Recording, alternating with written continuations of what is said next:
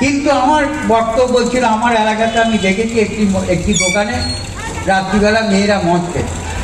যারা কর্মবিরতি করছেন শাসক দলের বিরুদ্ধে বা বলছেন, তারা সরকারি বেতনটা নিচ্ছেন তো না নিচ্ছেন না? মানে আমার প্রশ্ন, যারা বয়কট চুল সেলুনে দিয়ে করেন বা চুল স্ট্রেট করেন, তারা কেউ মদের বিরুদ্ধে আন্দোলন করেন না, তারা কেউ আইপিএল এর বিরুদ্ধে আন্দোলন করেন না, তারা কেউ লটারির টিকিটের বিরুদ্ধে আন্দোলন করেন না। আমি খবরটা পাওয়ার পর আমি দুদিন পর রাত্রিবেলায় গেছি যে কোন মেয়েরা হোটেলে মদ খেতে যায় বা দেখা যায়। বোনাস টোনাস যে হয় তো সরকারি, সেটা নেবেন তো না নেবেন না? মানে মানে আমি এমনি প্রশ্ন, কারণ শহরের মানুষ তারা মদ খান না, তারা ড্রিঙ্ক করেন। ড্রিঙ্ক করলে অসুবিধা নেই, মদ খেলে অসুবিধা। ওই মহিলারা যদি মদ খেতে যায়, যদি কোনো অঘটন ঘটে যায়, তখন কি হয়?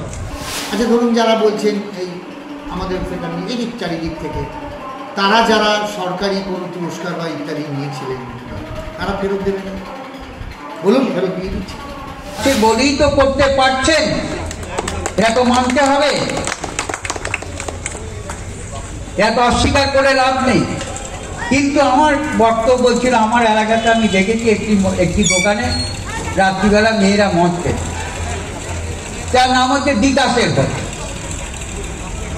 আমি খবরটা পাওয়ার পর আমি দুদিন পর রাত্রিবেলায় গেছি যে কোন মেয়েরা হোটেলে মদ খেতে যায় বা দেখা যায়।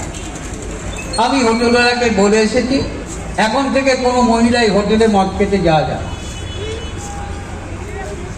এটাও তো আমাকে দেখতে হবে। তাহলে ওই মহিলারা যদি মদ খেতে যায়, যদি কোনো অঘটন ঘটে যায়, তখন কি হয়? সেখানে আমাদের পাহারা দিতে হচ্ছে, এটাও তো করতে হচ্ছে। একটা ঘটনার কথা বলি, এই বৃষ্টির সময় কালকে রাত্রিবেলাতে একটি জায়গাতে দুটি ছেলে একটি মেয়ে, রাত তখন 2টো, সে দেখা যাচ্ছে দুজন ওখানে বলে বিয়ার খাচ্ছে।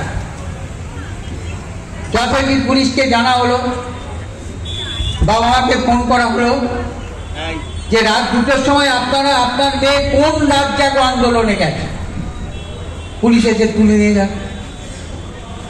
এবার কি করবো বলুন?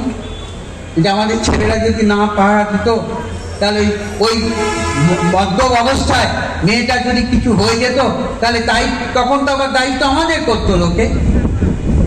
এ কথাগুলো তো ভাবতে হবে। তাহলে বাড়ির কোনো মহিলাকে অসম্মান করার জন্য আমি বললাম না, কিন্তু এই ঘটনাগুলো অনেকে তো জানেন কিন্তু বলেন না। আমাকে বলতে হচ্ছে বাধ্য হয়ে, কারণ ওদের এই রাত্রিবেলা তখন আমাদের পাহারা দিতে হচ্ছে।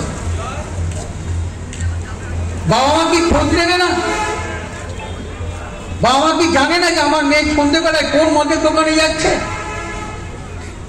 তো বাবা মাদের সাবধান, আপনারা কোন আন্দোলন করুন, আন্দোলনে মোমবাতি জ্বালান, মিছিল করুন, যাই করুন তাই করুন, কিন্তু অনেক জায়গায় যখন যায় তখন আপনি খোঁজ করবেন না আপনার মেয়ে কোথায় গেল। শেষে কিছু হলে দায়িত্ব এসে আমাদের ঘাড়ে চাপছে। কোনো অসুবিধা হচ্ছে না কি? দেখতে পাচ্ছেন না আপনারা? কেউ তো আমরা দেখতে পাচ্ছি টিভিতে, প্রতিবাদ জানিয়ে দিয়ে পরের দিনই বিদেশে